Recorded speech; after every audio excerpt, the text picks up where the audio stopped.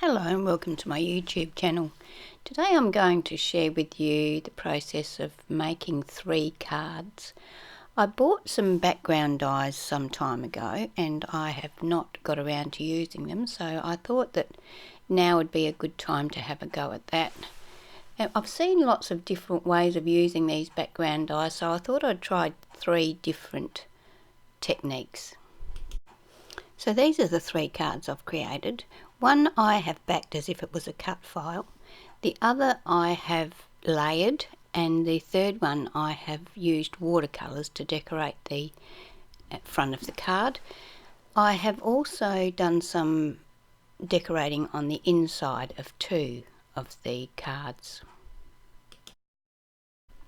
I'm going to start with this card. To create the card, first of all, this is the die. It's a no-name die that I bought on AliExpress or somewhere like that, and it just requires 2 different papers. I've got a pink and a green and white card.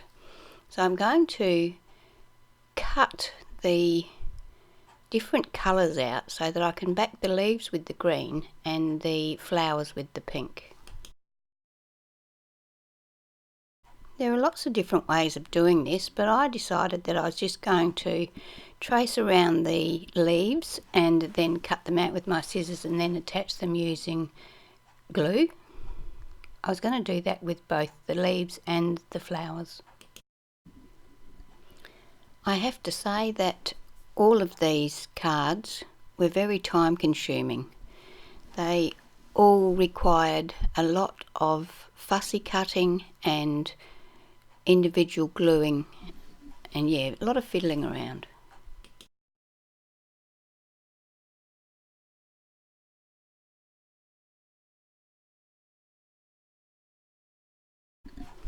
So once I'd got my front panel finished, I was trying to decide what colour to make my card base, whether I'd go for the mauve, the blue or the yellow.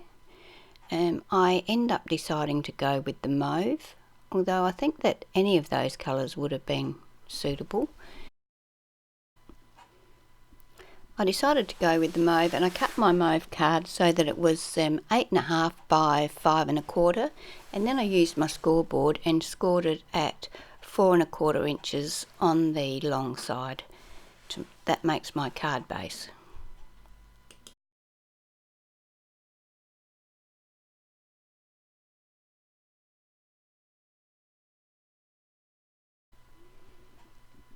I attached the panel to the front of the card base that I'd just cut using some glue. I use the Aleene's original tacky glue for cards when I'm using glue. I'm either using glue or double-sided tape.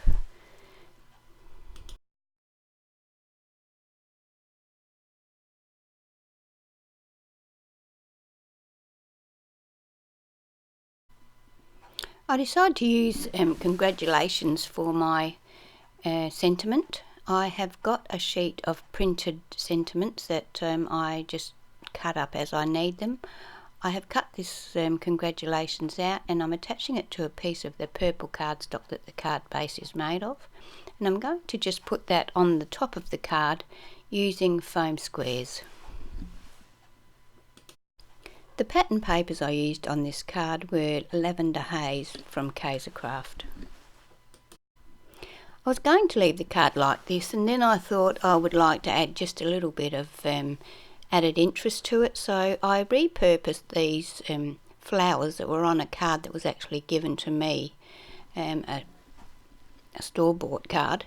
I cut these flowers out of it and they match perfectly with the paper, so I cut them out, inked them up and attached them to the card next to the sentiment.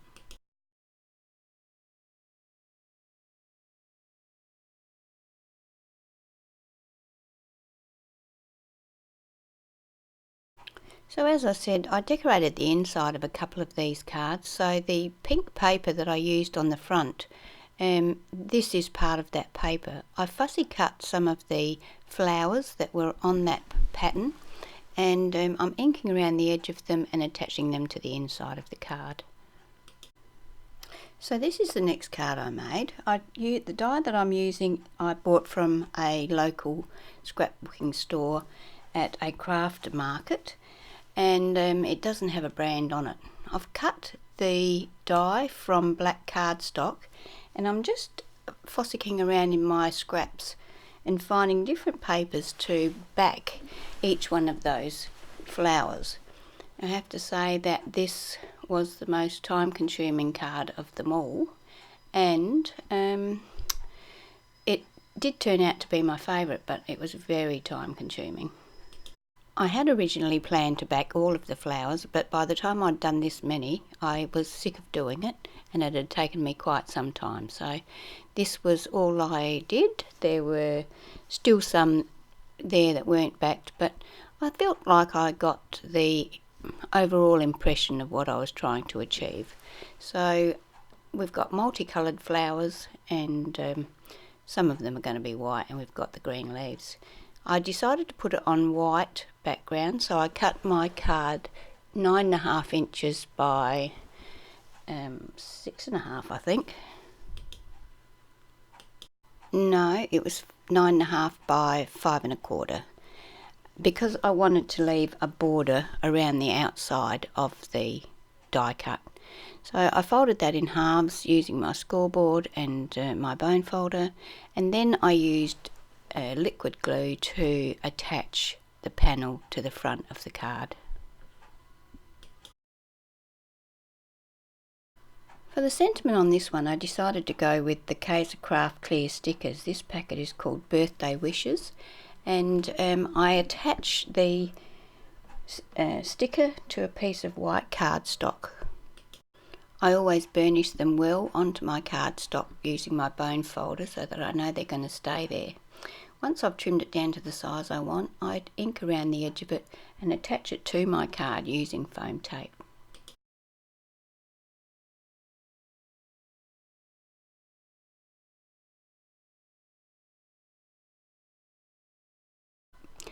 For the inside of this card, I cut some 1/2 inch strips from the pattern paper that I used to back the die cut flowers.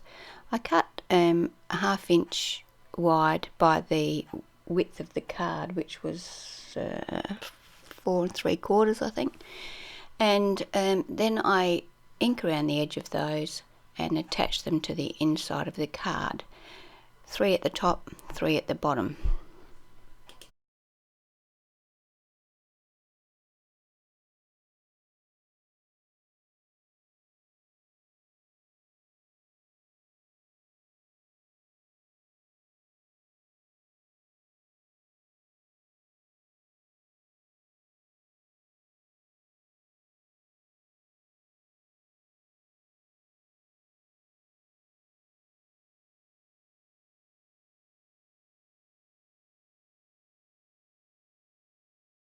Then I use this flower die, and the purple paper from the flower decorations. I cut the die and attached it to the inside of the card so that it was centered over the fold.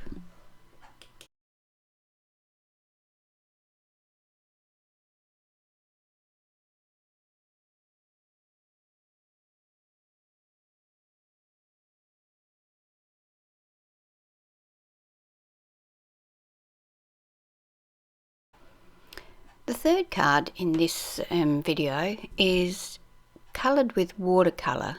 So I got some watercolour paper and I gave it a coat of gesso and let it dry. Once it was dry, I cut the die cut from the watercolour paper twice. I cut around the edge of the die cut and removed all of the excess pieces. I'm using watercolour to colour these two images. I'm going to do two because I want to layer one on top of the other so that I've got some dimension on my card. The watercolour paints are Semco brand, and the ones on the left there are a pearlescent watercolour. I'm going to use both of these. I'm going to use the flat and the pearlescent ones here.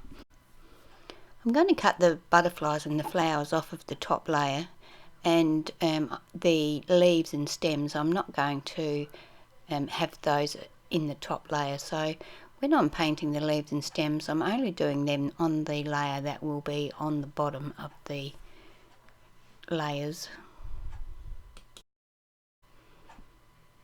I'm using the same colours on the top and the bottom layers of each item because I don't want them to look too different. I just want them to have sort of like a shadow behind them. I am using at least 2 colours on each item. Each flower, each butterfly has got at least 2 colours on it, and I blend them together with a wet brush. I set them aside to dry naturally. Now that they're dry, I used my black ink pad to ink around the edge of all of the flowers and butterflies and stems, and tried to get into all of those little fiddly bits as well. I've cut the pieces that I wanted to use for the top layer, and I've attached foam squares to those pieces. I'm going to use foam squares and a little dab of glue to attach those over the top of my background layer.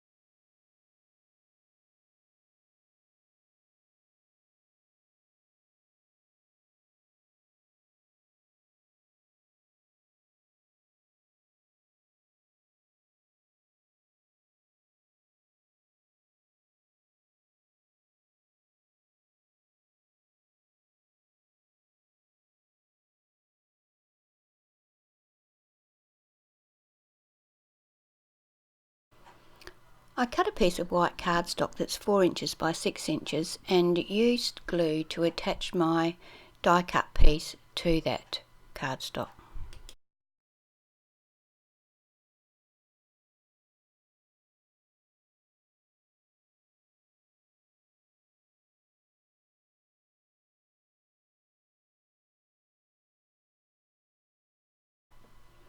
I cut some white cardstock for my card base, which is 8.5 by 6 1/4.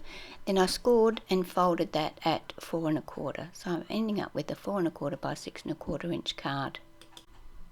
I wanted a black border around my panel, so I cut a piece of black cardstock that was 4 1/4 by 6 1/4, and then attached the die cut piece that I'd created to that black panel using double-sided tape. This panel was then attached to my card base.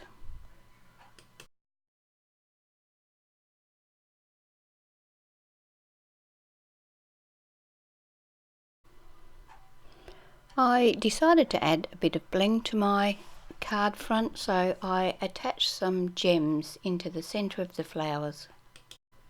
The sentiment is another one of my computer generated sentiments. I've trimmed it down to size.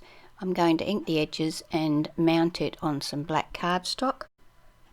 I'm then going to attach it to the front of the card using some glue.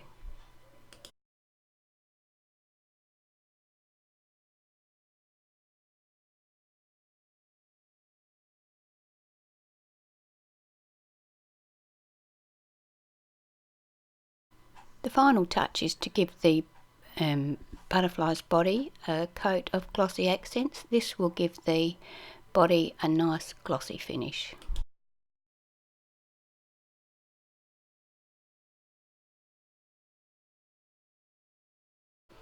So that's it for my cards for today.